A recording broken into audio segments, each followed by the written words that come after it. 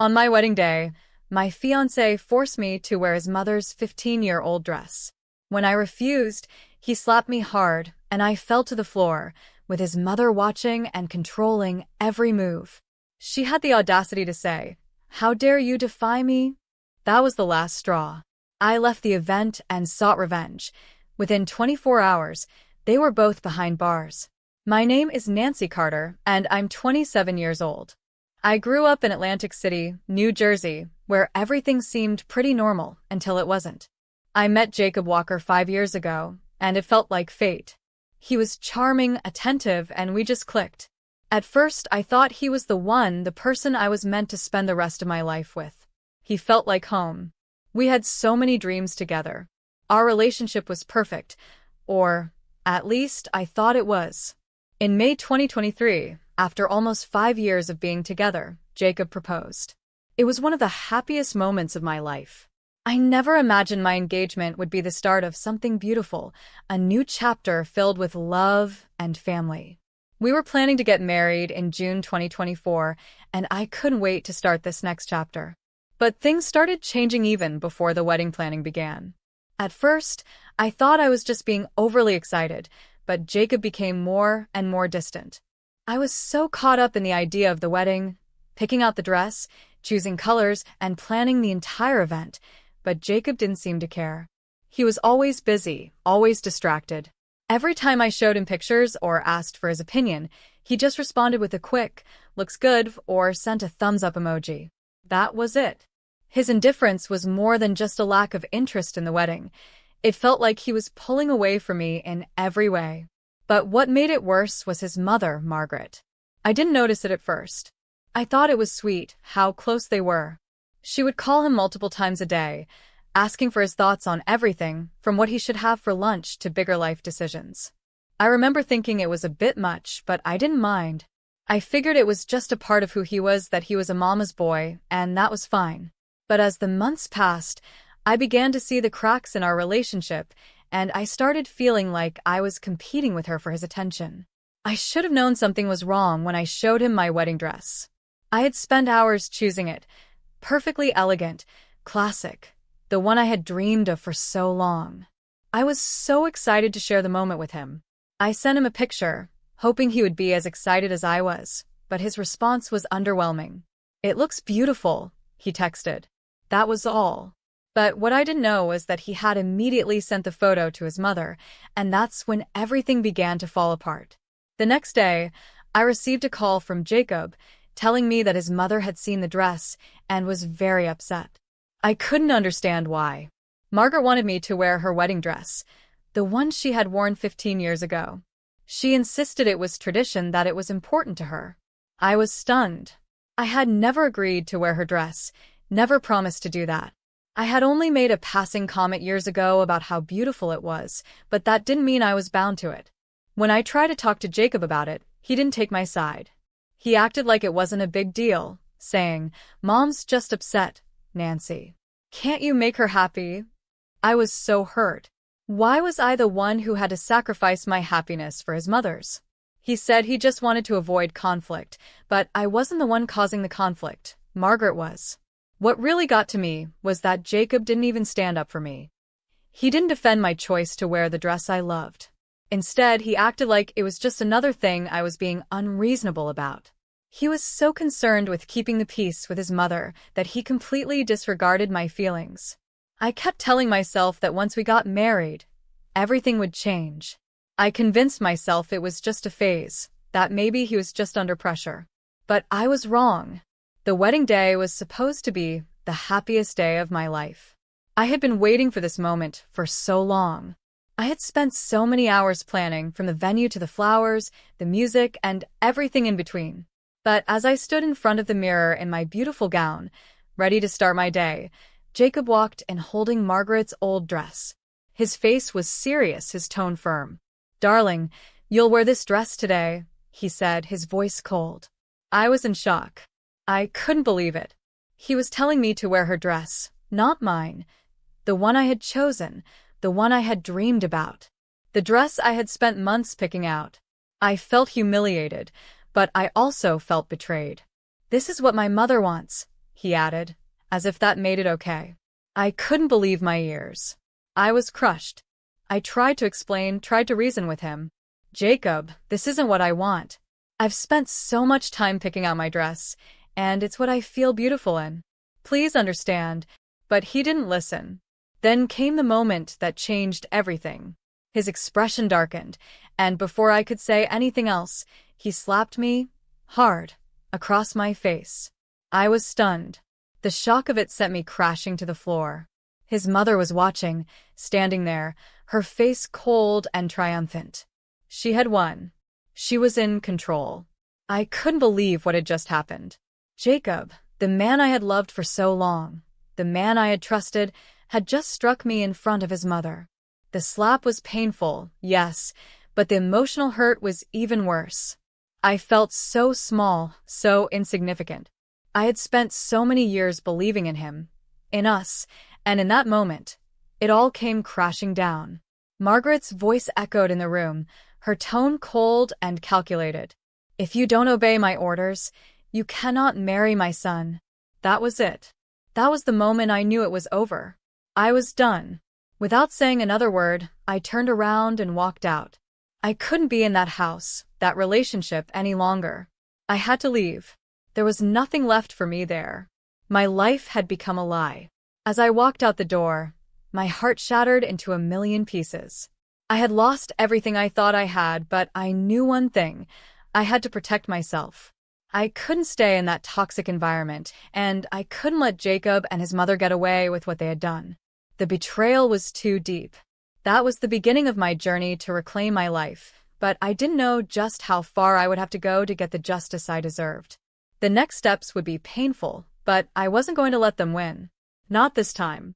I walked out of that house with nothing but the clothes on my back, my heart racing and my mind in turmoil. I couldn't understand how it had all gone so wrong. Jacob had never been like this before. Yes, he had always been close to his mother, but I thought that was just a part of who he was. I never imagined it would come to this. But as I stood outside, shaking, the reality hit me. This wasn't just a bad day. It was the end of everything I had believed in. I called my brother, Michael, the only person who had always supported me no matter what. He answered on the first ring, and I could hear the worry in his voice. Nancy? Where are you? What happened? I was barely holding myself together. Michael, I need you. I left. I had to leave. Within minutes, Michael was at my side. His face showed a mix of anger and concern, but he didn't say anything. He just wrapped his arms around me, offering the only thing he could, his support. You did the right thing, Em. No one should ever make you feel like that. I stayed with him that night. I didn't want to be alone. I was broken, devastated, and full of questions. What had happened to Jacob? What had happened to the man I loved? But I couldn't let myself stay in that place of hurt forever. I wasn't going to let Jacob or his mother control me anymore. I had to do something that would make them understand that I wasn't a doormat, that I wasn't someone they could trample over. That night, I couldn't sleep. I kept thinking about everything that had happened, the slap, the humiliation. I kept thinking about how Margaret had orchestrated the entire thing. She wasn't just controlling Jacob, she was controlling everything around her, including me. I had been nothing but a pawn in their sick little game, and I couldn't let it go. I had to make them pay. But I wasn't going to make it easy for them. I was going to take control back. The first thing I did was take a deep breath and gather my thoughts. I didn't want to act out of anger, though I was angry, so angry that I couldn't think straight. I needed to be strategic. I needed to expose the truth. And that's exactly what I did. I wrote an anonymous email detailing everything. Everything. I described how Jacob had allowed his mother to manipulate me, how he had hidden the truth about his mother's demands, and how he had slapped me on our wedding day just because I wouldn't comply with his mother's wishes. I didn't hold back. I made sure to emphasize how toxic their relationship was, how unhealthy it was for me to have been caught in the middle of it. I sent the email to everyone I could, friends, family, people I knew had been close to Jacob. I made sure they understood exactly what kind of man he was and what kind of influence his mother had over him. I wanted them to see the truth, to see the side of Jacob that I had seen, the side of him that had been hidden behind his charming facade. But that wasn't enough. I needed to make sure they didn't get away with it. I had discovered something during our relationship that I hadn't paid much attention to at the time. Jacob was involved in some shady business deals, illegal import-export activities that I had stumbled upon one night when I was going through his things. I had kept quiet about it, thinking it wasn't my place, but now it was my weapon. I couldn't let him keep getting away with it, not after what he had done to me. I contacted the authorities and anonymously tipped them off about Jacob's involvement in the illegal activities. I gave them the evidence I had, everything I knew, and let them take it from there. It felt empowering. For the first time in a long time, I felt like I was doing something right, something that would finally bring justice. The next few days were a blur. I spent my time processing everything, talking to Michael, and trying to piece together the parts of my life that had been shattered. I knew Jacob and his mother would try to fight back, but I wasn't afraid. I wasn't going to let them win. I had already lost so much, but I was determined not to lose myself. Meanwhile, the email I sent had caused a stir. People began to talk. Jacob's friends, his family, they started to question him, to wonder what kind of person he had become. The truth was out there now, and no matter how hard Jacob tried to defend himself, the damage had been done. I wasn't the only one who knew about his mother's control over him. Everyone was starting to see it. As for Margaret, I could only imagine the chaos she must have been causing behind the scenes. She must have been furious. But I didn't care. I wasn't afraid of her anymore. I had to protect myself. I had to show the world that I was strong, that I wouldn't let her or Jacob dictate my life anymore. The police investigation into Jacob's illegal activities moved quickly. Within a few weeks, both Jacob and his mother were arrested. The charges against them were serious, and I couldn't help but feel a sense of satisfaction. They had tried to break me, to control me, but I had fought back. And in the end, I had won. It wasn't just about revenge, it was about justice, and it was about reclaiming my life. I had been manipulated for so long, but now I was free. I had taken back my power, and I wasn't going to let anyone take it from me again. The days after Jacob and Margaret's arrest were a strange mix of relief and disbelief. On one hand, I couldn't believe that everything had finally come to an end, but on the other hand, it felt almost surreal to know that the people who had hurt me so deeply were finally facing the consequences of their actions. The moment I heard the news that Jacob and his mother were both behind bars, a wave of emotions washed over me. I felt anger, but it wasn't the furious kind of anger that had consumed me right after the wedding. It was the kind of anger that came from years of being manipulated, of being forced into a corner, and of realizing how much time I had wasted. I had let them control me for so long, but now I was free. I didn't celebrate their downfall, but there was a sense of closure in knowing they could no longer hurt me, no longer hold any power over me. It wasn't about getting revenge anymore. It was about reclaiming the life I deserved. I was done being a pawn in their twisted game. But even though the legal battle was over, the emotional toll it had taken on me wasn't something I could just erase. I was still processing everything that had happened, trying to make sense of how I had let myself get so deep into a relationship with someone who had no respect for me. I thought I had known Jacob, but I had only seen the version of him that he wanted me to see. The real Jacob, the one who let his mother control every aspect of his life, was someone I never wanted to know. I took time for myself after everything went down. I stayed with Michael for a while longer, just trying to heal and find my footing again. I wasn't ready to dive back into the world, not yet. I needed space, time to breathe, and figure out who I was without Jacob. I had to remind myself that I was more than just his fiancé, more than just someone who had been manipulated by his mother. I had to rediscover who I was, what I wanted, and what I deserved. During this time, I also started going to therapy. At first, I wasn't sure it would help. I didn't want to talk about what had happened, didn't want to dig through all the pain and betrayal. But as I began to unpack my emotions, I realized how much I had ignored over the years. I had made so many compromises for Jacob, put aside my own happiness, and neglected my own needs.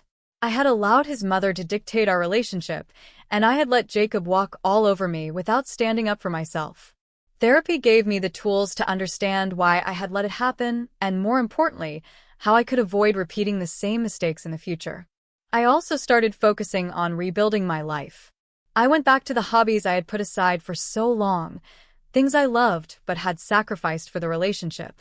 I spent more time with friends, the ones who had supported me through everything, and I reconnected with my family. Michael, especially, was my rock. He had been there every step of the way, and his unwavering support meant the world to me. But even as I started to heal, there were moments when I would feel the weight of everything that had happened. The emotional scars didn't disappear overnight, and the pain still lingered. I kept thinking about the woman I was before Jacob, the one who had been full of dreams and hope. I had lost that version of myself for a while, but now I was starting to find her again. One of the hardest things to accept was that I had to let go of the idea of what my life could have been.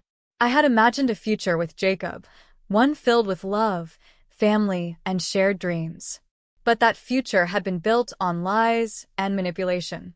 And as painful as it was, I had to let go of it in order to move forward. It was the only way I could truly heal. Despite everything, I felt stronger now. The woman I was becoming was more self-aware, more resilient, and more in control of her own destiny. I had learned to trust myself again, and I wasn't going to settle for anything less than what I deserved. Jacob and his mother had tried to destroy me, but in the end, I had found my way back to myself. And so I moved forward not with anger, but with strength. They had lost their hold on me, and I was ready to embrace the future, whatever it held. I wasn't going to let anyone, especially not someone like Jacob, take away my happiness again. As the weeks passed, I began to feel a sense of peace settling over me. It wasn't immediate and it wasn't perfect, but it was real. For the first time in a long time, I felt like I was finally living for myself, not for anyone else. The heavy burden of trying to please Jacob and his controlling mother was gone, and I could finally breathe again.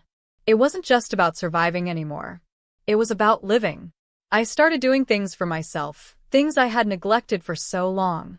I enrolled in an art class that I had always wanted to take, but had put off. I started hiking in the nearby woods, something I used to love but had given up to accommodate Jacob's busy schedule. I reconnected with old friends who had drifted away during my time with him, and I found that they were still there for me, still supporting me in ways that meant more than I could ever explain. But there were moments when I would still feel a pang of sadness. The life I had imagined with Jacob, the weddings, the family, the future, was no longer possible. It was gone.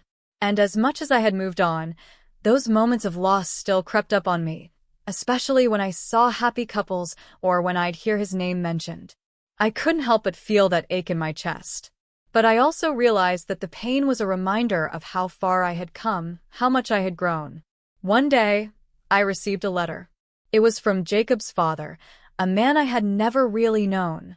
I had met him a few times during family gatherings, but he was always distant, never fully involved. I hadn't expected anything from him.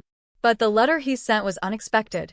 It wasn't a plea to take Jacob back or to forgive him. Instead, it was an apology. He acknowledged the pain his son had caused me and expressed his regret for not being more present to stop the toxic relationship that had developed between Jacob and his mother. I read that letter over and over, and for the first time since everything had happened, I felt a small sense of closure. It wasn't from Jacob, and it wasn't what I had hoped for, but it was something.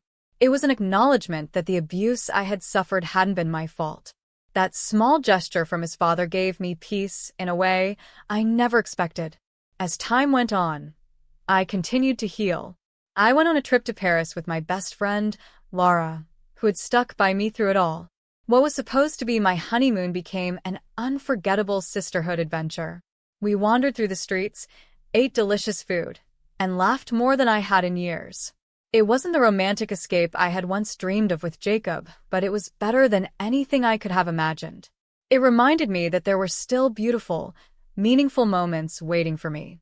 When I returned from Paris, I took a long, hard look at my life. I realized that, for the first time, I wasn't focused on what I had lost. I was focused on what I had gained: freedom, strength, and the ability to trust myself again. I never fully understood why Jacob had turned into the person he had, why he had allowed his mother's control to seep into every corner of our relationship. But I realized that the answers didn't matter anymore. What mattered was that I had taken back my life. I had chosen myself, and that was the most empowering decision I had ever made.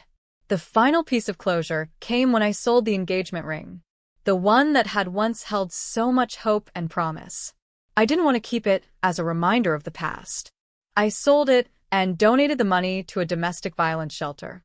It felt like I was turning something painful into something good, something that could help others.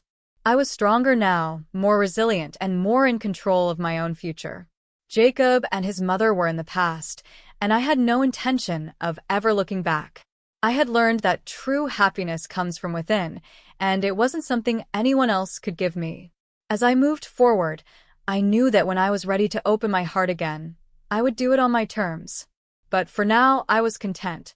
I had rebuilt my life, step by step, and for the first time in years, I felt truly free. The future was mine to shape, and I was ready for whatever it had to offer.